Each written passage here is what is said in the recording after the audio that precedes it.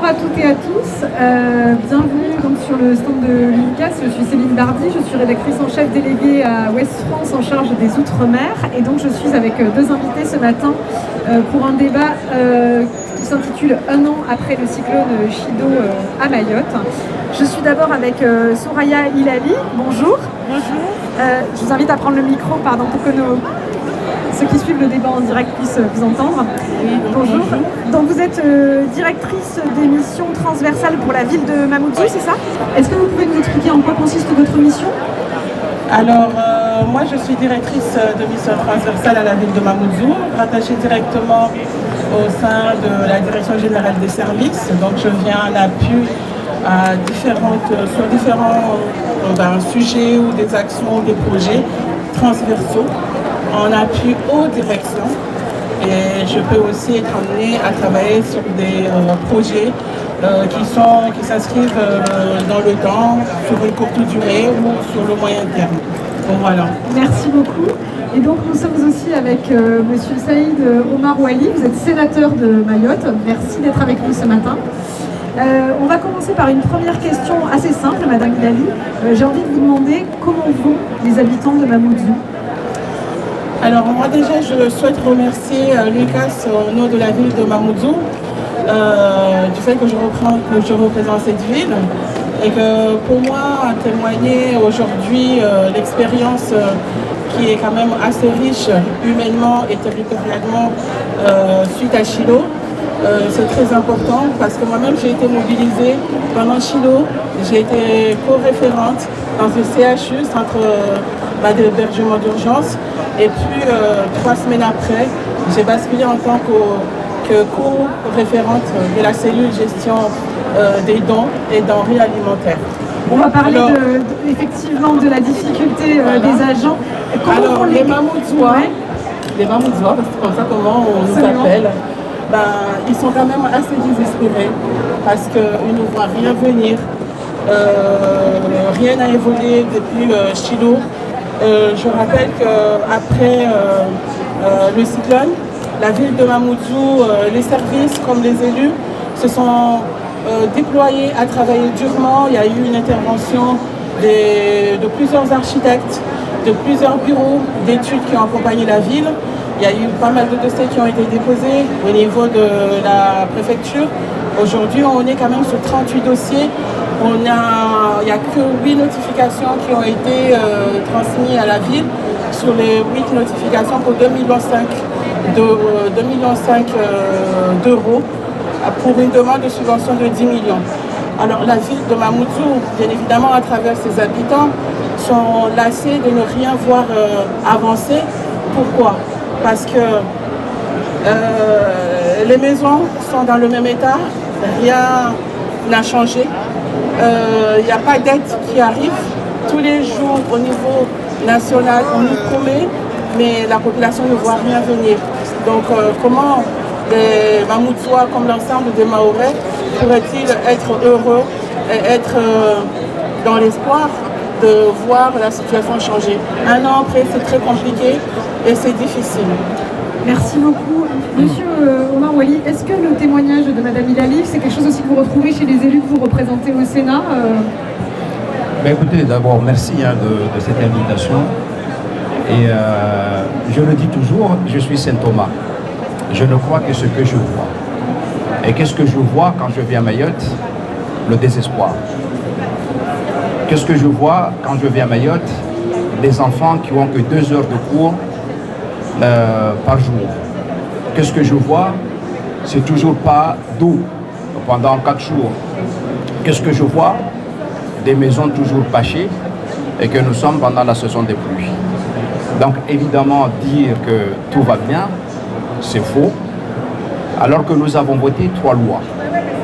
Ce ne sont pas des propositions de loi, ce sont des projets de loi, c'est-à-dire menés par le gouvernement. Nous avons bien sûr la loi d'urgence et nous avons la loi de refondation. Qu'est-ce que je constate? C'est que dans la loi d'urgence, sur 23 décrets qu'on devait sortir, il n'y en a que 16 qui sont sortis. C'est la loi d'urgence. Heureusement qu'il y a de l'urgence, sinon tous les décrets seraient ressortis. Et quand nous prenons la loi de refondation, Sur 23 décrets, eh ben, ce serait le chiffre du jour. 2 décrets qui sont sortis. Alors où est l'urgence? Comment vous expliquez justement, ce sont les péripéties de la politique nationale qui ont retardé l'aide à Mayotte? Qu'est-ce qui explique? Cela explique parce que j'ai toujours tendance à dire ce que disait Mandela, tout ce qui est fait pour nous sans nous est contre nous.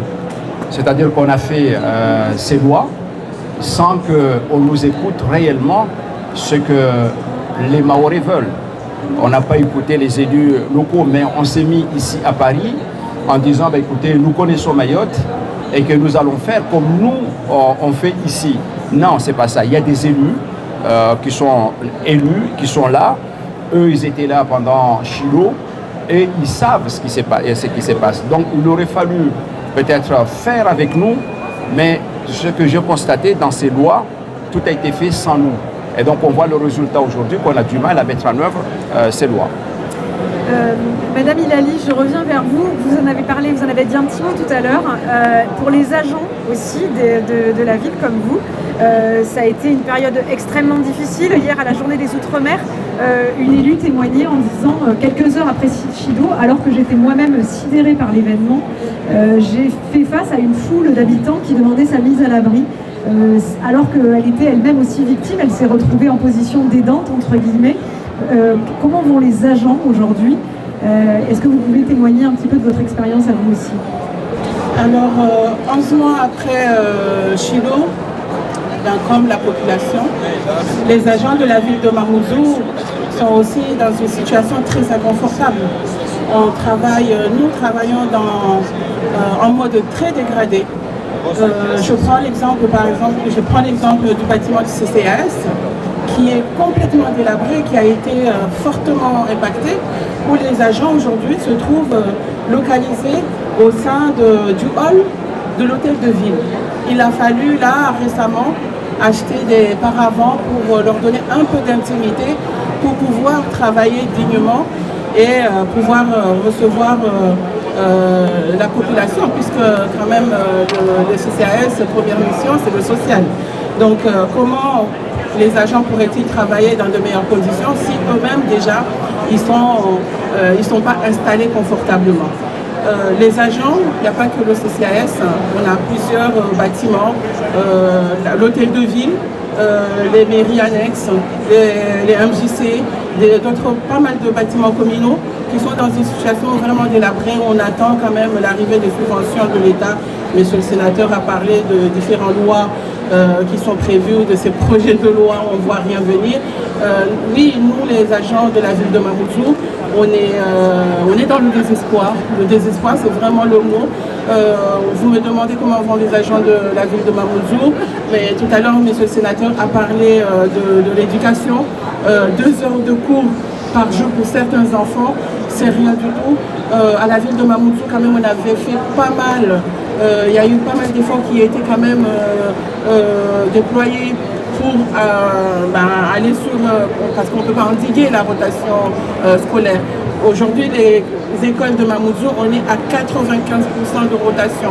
C'est-à-dire qu'on peut se retrouver même à 3 rotations sur un établissement scolaire. Donc vous imaginez dans quelle situation les gens de la ville de Mamoudzou vivent. Il y a les agents, il y a la population, mais les élus, ça reste eux-mêmes en fait des habitants.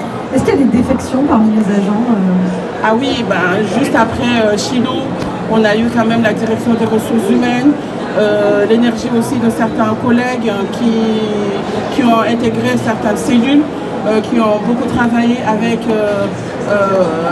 des psychologues. Il y a eu des écoutes, il y a eu des agents comme des élus qui ont été écoutés par les psychologues, qui ont été accompagnés. On a des agents jusqu'à maintenant, ils n'ont pas de toit, qui dorment chez les familles. Donc vous imaginez que la situation est encore alarmante, rien n'a avancé.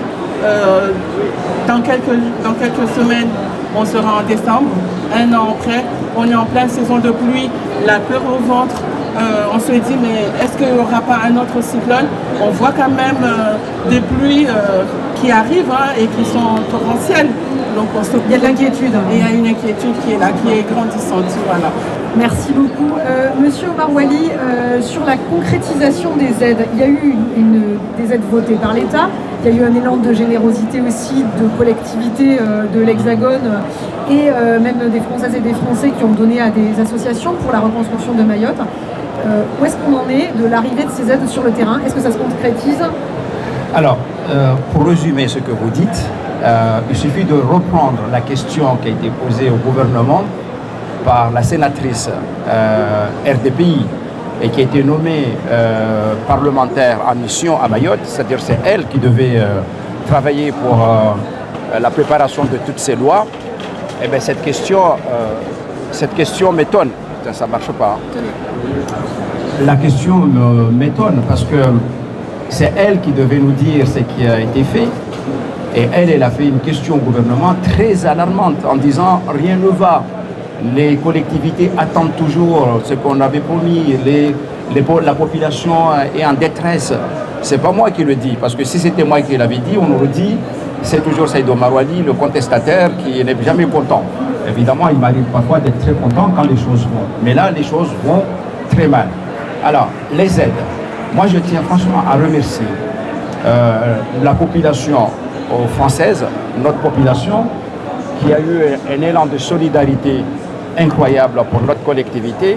Sauf que lorsque les aides sont arrivées au port de Longoni, c'est là où a commencé toute la difficulté. Parce qu'il fallait, bien sûr, prioriser certaines aides et d'autres, on devait les dédouaner.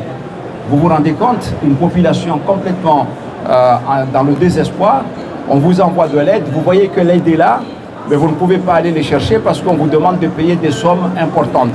Je n'ai jamais vu ça nulle part ailleurs, que lorsqu'on envoie une aide humanitaire, demander à la population d'aller dédouaner ces aides-là. Et il y a des aides qui sont toujours restées au port de Longoni et que les gens n'ont pas pu bénéficier jusqu'à maintenant. C'est un scandale. Ce n'est pas normal. Donc, les autres aides qui sont venues, bien évidemment, la population ne l'a pas vu. Je prends les CCAS, justement, moi, dans mon village. Qu'est-ce qui s'est passé? Eh bien, on avait écarté les CCAS pour justement, parce qu'on ne faisait pas confiance aux CCAS, et on a donné ça aux militaires. Vous vous rendez compte, des familles se levaient le matin à 6 h du matin, voire même à 5 h du matin, et ils devaient rester en ligne pendant des heures, sous la pluie, parfois sous le soleil. Et à la fin, qu'est-ce qu'ils avaient? Une bouteille d'eau et 2 boîtes de sardines. Ce n'est pas normal. Et voilà ce qui s'est passé. Et jusqu'à maintenant, les gens se débrouillent. Les collectivités ont fait un travail extraordinaire. Malheureusement, et comme l'a dit madame, tout ce qu'ils ont demandé pour qu'ils puissent avoir leur budget équilibré, aujourd'hui, je peux dire que l'ensemble des collectivités à Mayotte sont en faillite parce que l'État a promis et que l'État tarde à venir. Et ce que je sais, c'est que nous avons que le budget 2025. Et dans le budget 2025, on avait mis 100 millions d'euros de ce qu'on appelle AP, autorisation de programme. Sauf qu'en CP, en crédit de paiement réel, on n'a mis que 35 millions d'euros. Ces 35 millions d'euros, on ne sait pas ce qu'on a fait. Donc ce qui fait que nous sommes en très grande difficulté et la précarité va de plus en plus. Déjà à Mayotte, c'est 77% de la population qui vit sous le seuil de pauvreté. Et avec Chilo, je pense qu'on va passer dans les 90% des populations qui vont se retrouver dans des difficultés et qui sont déjà dans des difficultés certaines. À cela, madame, je finis par là. On voit bien aujourd'hui avec ce désespoir, avec la difficulté de trouver à manger, la violence a repris. Hier soir, il y a eu des voitures complètement cramées dans des endroits où il n'y avait jamais de violence. À Mangajou, c'était un village calme, mais on voit bien que même trouver parfois à manger, ça devient difficile dans un territoire français et ça c'est inacceptable. Merci. Madame Idali, justement, Monsieur Omar Wali en disait un mot. Il y a eu effectivement un barrage dressé par des habitants pour protester contre la violence à Mangajou hier. Est-ce que vous craignez, vous qui êtes sur le terrain, ou est-ce que vous voyez des raisons de craindre une crise sociale qui viendrait s'ajouter aux difficultés actuelles? Mayotte avait connu la crise des barrages en janvier-février 2024. Alors, Je reviens juste un petit peu en arrière, disant que après cette crise, dans la ville de Mamoudzou, on a enregistré plus de 6 000 personnes dans un registre, plus de 6 000 personnes sinistrées. Sur les 6 000 sinistrés, au niveau des aides, au niveau des dons, on a eu pas mal de dons qui émanent de différents donateurs, que ce soit des collectivités locales.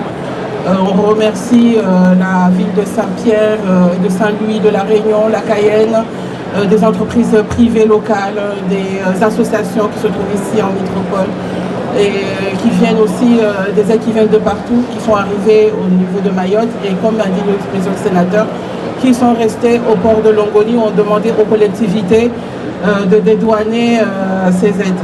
C'était très très compliqué. Réellement à Mamoudzou, on a pu avoir cet élan de solidarité à partir de mi-février, mais juste avant c'était hyper compliqué.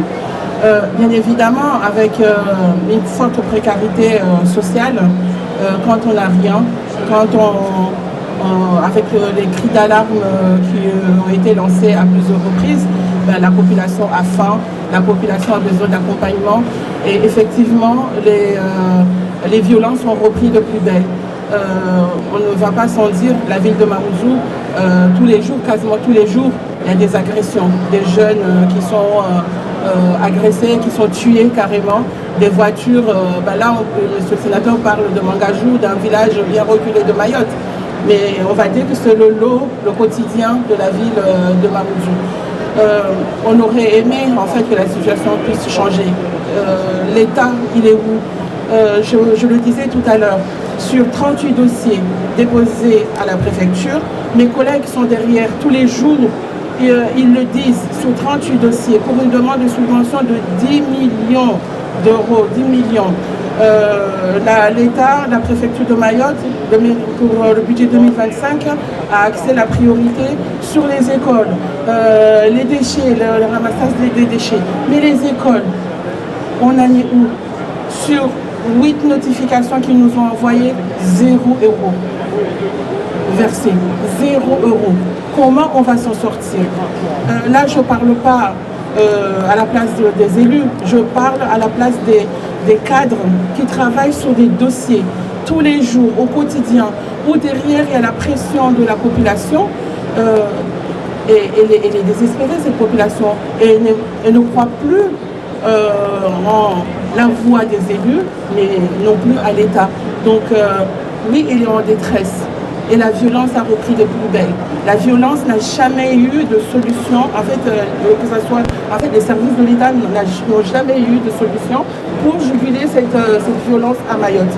Et là que ça a repris de plus belle, c'est encore pire. Et on ne voit pas le bout du tunnel. On ne voit pas le bout du tunnel, madame. Je suis désolée. Mais en tant aussi que habitante de Mamoudzou, l'avenir est incertain.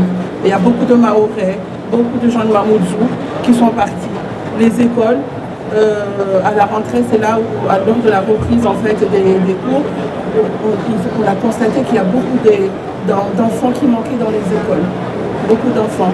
Pourquoi? Parce que les parents, ceux qui arrivent à se débrouiller, ils ont réussi à faire sortir leurs enfants pour les inscrire en métropole à La Réunion. Après, je ne vais pas rentrer sur la polémique qu'il y a eu tout autour, mais la situation est très très grave sur le territoire.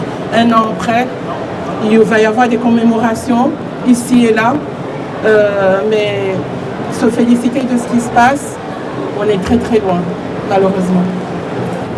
Merci beaucoup de ce témoignage. Monsieur Omar Wali, tout à l'heure on discutait, vous me disiez que la façon de mettre en œuvre la reconstruction de Mayotte, ça correspondait un peu à ce qui avait été fait pour Notre-Dame de Paris, sauf que Mayotte, c'est pas Notre-Dame de Paris. La France ne se résume pas à l'Hexagone. Il y a des outre-mer et si la France aujourd'hui elle est grande, c'est parce qu'il y a des outre-mer. Et malheureusement, on a tendance à vouloir faire ce qui a été fait ici et le faire là-bas. On a mis un modèle comme, évidemment, construire Mayotte comme Notre-Dame de Paris. Mais Notre-Dame de Paris se trouve à côté de la Seine. Nous, Mayotte, on est dans un océan et c'est une île. C'est différent. Alors, on a mis une mission qu'on appelle mission Facon qui est à Paris. Cette mission réside à Paris, viennent à Mayotte de temps en temps, ils reviennent. On a mis ce qu'on appelle l'établissement public à Mayotte. Et il y a bien sûr l'équipe de la préfecture. Et c'est marqué dans la loi, ces trois équipes travaillent en miroir. C'est-à-dire, ça veut dire quoi? Quand on travaille en miroir dans l'administration, on sait ce que c'est. On se regarde, on se donne des coups. Mais rien n'avance. Donc, ce qui fait que, madame, ce que vous dites là, que vous avez fait des dossiers, eh bien, vous ne savez même pas qui traite les dossiers finalement. Est-ce que c'est M. Facon? Est-ce que c'est l'établissement public? Est-ce que c'est la préfecture? Tout ça, on ne sait pas. Donc, on a mis une chose à Mayotte pour reconstruire, au lieu de faire simple. Bien sûr, ça, c'est nous les Français, hein. On fait toujours compliqué et après, on nous dira qu'on ne sait pas faire. Ce qui se passe aujourd'hui, on accable les élus. On dit que les élus mahorais ne savent pas faire, les élus mahorais ne sont pas sérieux, les élus mahorais, etc., etc. Non, c'est qu'au niveau de l'État, il y a tellement de blocages ici et là, ce qui fait qu'évidemment, rien n'avance. Et c'est vraiment dommage parce que Mayotte a des potentialités. Mayotte, aujourd'hui, il suffit de faire confiance à la population et faire confiance aux élus et faire confiance aux agents des mairies. On peut nous-mêmes construire ce territoire, mais il faudrait qu'on soit associé à cela. Donc évidemment, nous, en tant que parlementaires, nous suivons, nous regardons et nous demandons aux différents ministres de nous faire le suivi de ces lois. Et nous demandons aussi parfois des informations qu'on n'a jamais, parce qu'il y a un problème de confiance entre l'État et les élus de Mayotte. Merci beaucoup. Une dernière question, Madame Hilali, qui concerne l'eau, qui est un mal chronique à Mayotte. Il y a quelques semaines, à cause de travaux d'entretien qui étaient rendus indispensables, il y a eu des coupures 4 jours d'affilée dans certaines communes de Mayotte. Où est-ce qu'on en est aujourd'hui? Comment ça se passe pour l'eau à Mamoudzou? Pas uniquement à Mamoudzou. Je vous demande ça parce que vous êtes à Mamoudzou. Oui, oui, on a été confronté à 4 jours de coupure d'eau. Là, on a atteint vraiment le summum. L'histoire d'eau, à plusieurs reprises, sont revenues sur la table. Je ne vais pas faire le travail de nos politiques qui le font si bien, malgré les relances, malgré le cri d'alarme qui est poussé, que ce soit au niveau du Sénat, au niveau de l'Assemblée. Il n'y a rien, on va dire que ça n'avance pas, la situation ne fait que s'empirer, parce que 4 jours de coupure d'eau, autant la population avait compris qu'après Chilo, l'eau était très impropre à la consommation, donc elle était quand même, elle a été résiliente, elle a attendu. Et aujourd'hui, 4 jours de coupure, c'est énorme. Je rappelle qu'il y a quelques mois, face à la situation quand même qui était très compliquée sur le territoire, la presse nationale avait fait il y a eu tout un tollé sur le vol de bouteilles d'eau à Mayotte. Cette affaire de vol de bouteilles d'eau, c'est un scandale. La population, elle a été vraiment, elle n'a pas compris comment on peut accuser les collectivités de vol d'eau. Les équipes qui étaient sur le terrain ne comprenaient pas. C'est invraisemblable. Récemment aussi, il y a eu une affaire sur les bouteilles d'eau qui ont été mises aux enchères et que ce sont les entreprises privées qui ont acheté, alors qu'en face, on a une population qui ne demande qu'à boire de l'eau propre. Parce que l'eau qui coule au niveau du robinet, elle est impropre à la consommation, madame. Ça n'engage que moi. Ce sont des propos qui n'engagent que moi. Moi, je suis habitante de Mamoudzou, je suis mahoraise, mais l'eau, elle sent. Et quand elle coule au niveau de nos robinets, elle est boueuse. Donc si on nous dit que cette eau elle est propre à la consommation, c'est tromper les Mahorais. Les travaux, on nous dit que ça avance, on attend voir encore. On attend voir.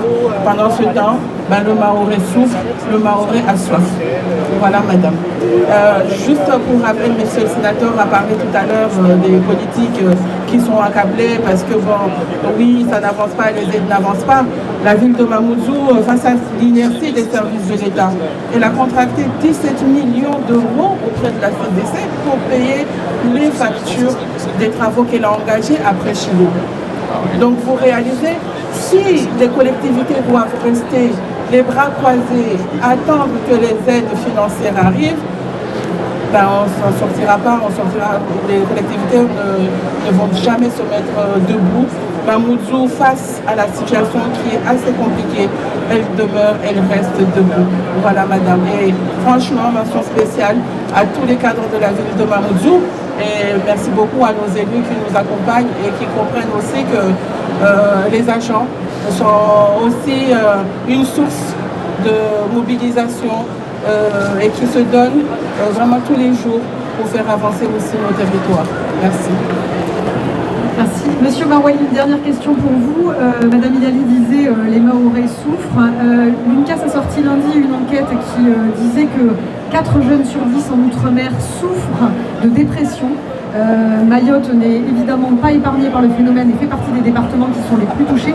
Je crois que vous avez une action prévue pour la santé mentale justement à Mayotte. Tout à fait. La santé mentale à Mayotte, c'est une réalité. Et vous ne pouvez pas imaginer qu'au bout d'une heure, de vent fort, votre toit, tout est parti en une fraction de seconde. Évidemment, c'est traumatisant. Moi, je ne pensais pas, je pensais être robuste. Et dès que le vent est passé, c'est bizarre, je suis devenu affole. Je n'avais plus de voix. À chaque fois que je voulais parler, j'avais que les larmes qui... Donc, pourtant, je me croyais fort. Mais imaginez des enfants. Moi, j'ai des petits-enfants. Dès qu'il y a des nuages, et un petit peu de pluie, elles courent. Pour aller où? Se réfugier sous le lit. Parce qu'ils se disent, peut-être que ça va revenir. Quand ils sont à l'école, eh bien, les enfants ont peur. Et évidemment, il y a eu des psychologues qui sont venus là-bas, mais en nombre très insuffisant. Et qu'il n'y a pas eu, je dirais, un suivi médical, un suivi psychologique de cette population qu'on en a besoin. Et donc, évidemment, nous, dans la délégation sénatoriale au Sénat, nous allons organiser un colloque en faisant intervenir des psychologues et même des agents à Mayotte pour pouvoir discuter et voir quelles sont les actions qu'on va mettre en place pour venir en aide à cette population un an après Chilo, et que malheureusement nous sommes dans une zone où on voit les températures ne cessent d'augmenter et qu'on nous dit que dans les années, cette année, peut-être qu'on a déjà prévu à peu près 13 à 14 phénomènes, et vous imaginez le poids mental de cette population et la peur de cette population. Donc effectivement, moi je lance un appel sincèrement à la nation que Mayotte a besoin de cette solidarité, que Mayotte a besoin d'être construit et Mayotte a besoin d'être rassurée. Il faut qu'on arrête de voir Mayotte tout simplement comme une île stratégique, parce que c'est ça ce qui se passe. Il y a des populations qui vivent là-dedans, sur cette île, et ces populations-là souffrent.